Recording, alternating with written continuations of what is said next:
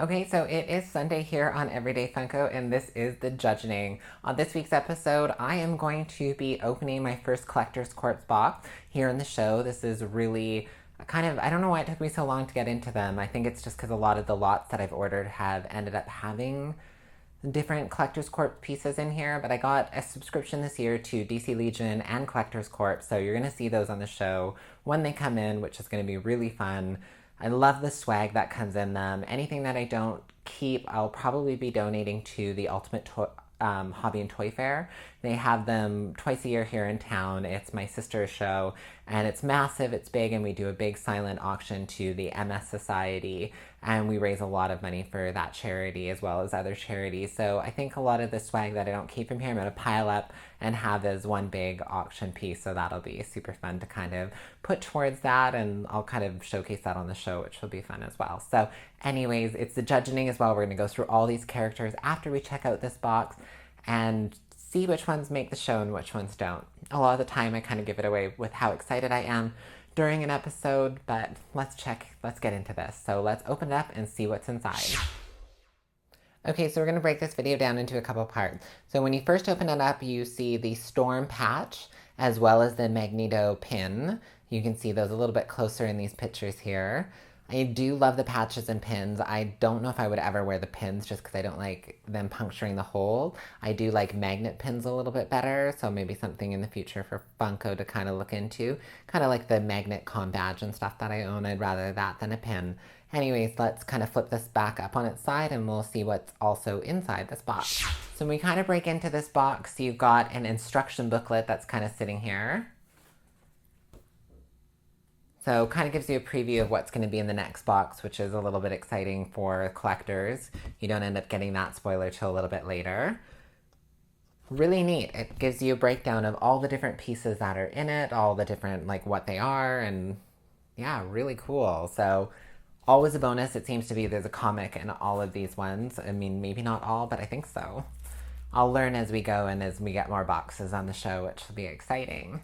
So this one's really cute. It's got Cyclops on there, and it's got Champion. So really, I do like comics, and I do like reading comics. So this will be fun to get into, especially with the artwork. I'm just going to kind of put stuff here a little bit behind on the shelf. Hopefully not knock and pull my microphone off. So the next thing that's in here is the t-shirt. Kind of just break this guy open.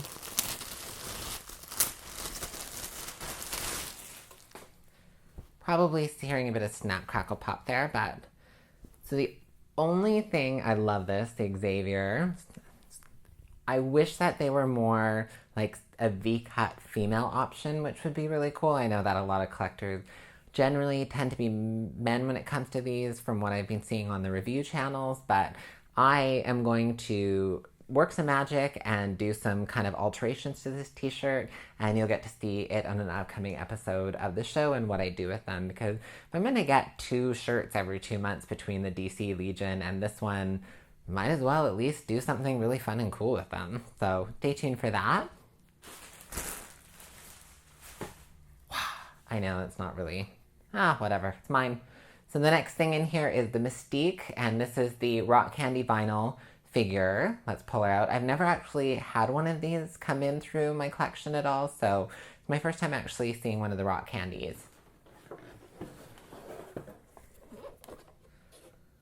So she's super pretty from what I'm seeing in the box right now. You can kind of see a little bit up close shot in this photo.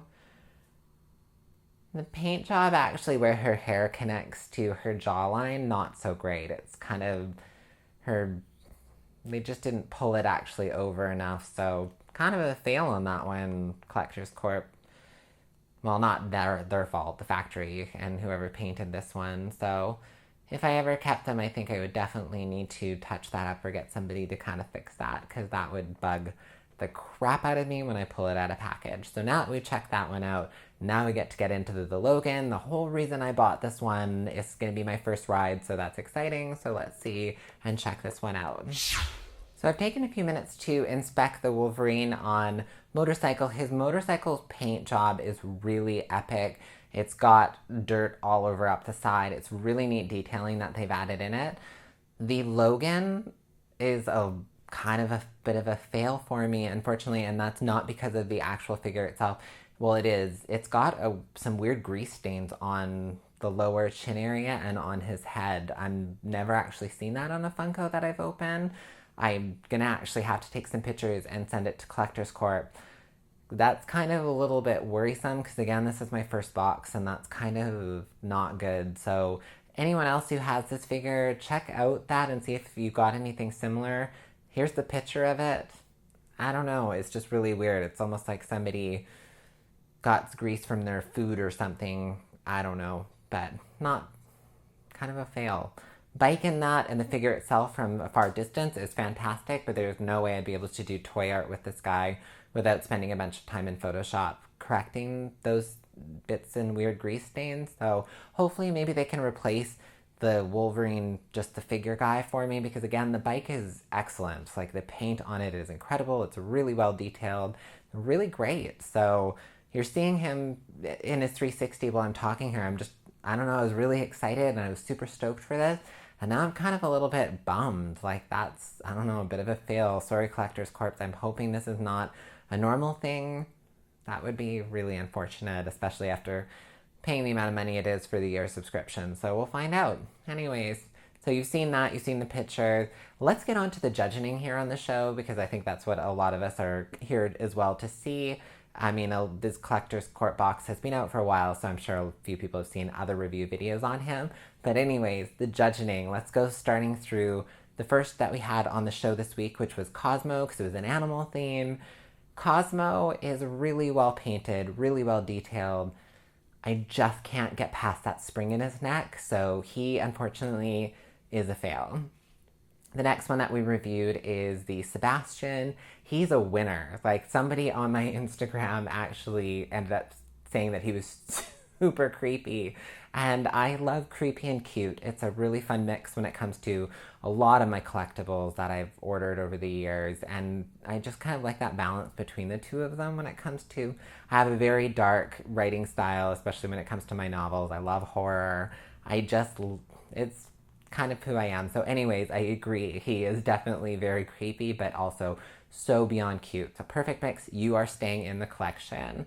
The next one is the Rocket. He's a failed only because he just won't stand up. I tried the tip of heating up his feet. It lets him stand up for about half a day and then he just kind of falls over. It's like the plastic kind of just goes back into shape and he just topples down. I obviously can't resell him. He's, I guess, will in a way be staying in my collection. I'm going to try drilling out a post in his foot and maybe see about finding an extra stand that he can stand on, or put a metal post in him and use him strictly for toy art, which is another option because he would be actually really cute and fun.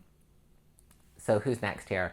We have Sven. Sven and his antlers are so worth keeping. He's so adorable, and I really can't wait to take him out and take some photos with him. So he is a winner. Huffalump, Barnes & Noble exclusive. Super fail. Like, he's cute to look at from afar, don't get me wrong. But the paint all over his ears and the mess ups and the muck ups, he's just not going to be staying. Sorry, he's just can't do it. There is another exclusive Huffalump. I can't remember. I think it's Hot Topic. It looks more like a sheen dark purple, and I think I'll try to shoot trying to get that one into the collection and bring that one in the show and check him out. Chippendale from Kingdom of Hearts, super win on this one. They nailed the paint on them.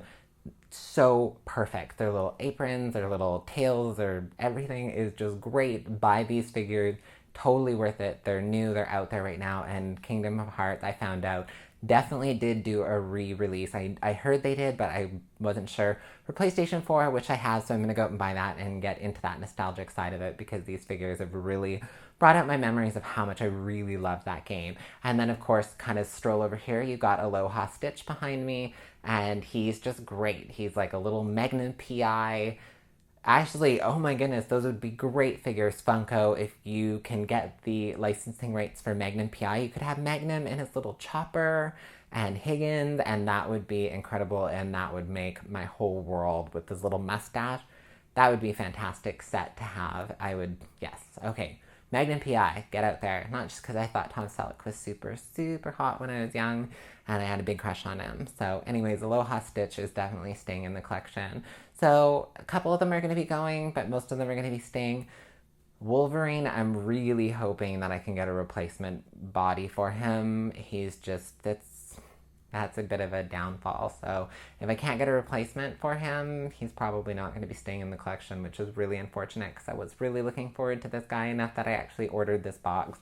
So anyways, I get a cool t-shirt, hopefully a replacement on that one. I'll let you know in a future episode or actually just later in the week when I get a little bit more contact back from them. So thank you for tuning into Everyday Funko, and you got the Judgening, we've got the box, and tomorrow, because I guess we've done 2 exclusives in a row, we're going to do a regular on the show, and I'm going to do fantasy. I don't have them kind of pulled out to grab right now, but Ludo from Labyrinth, the 6-inch figure, is who I'm going to be busting open tomorrow, and I loved that movie so much.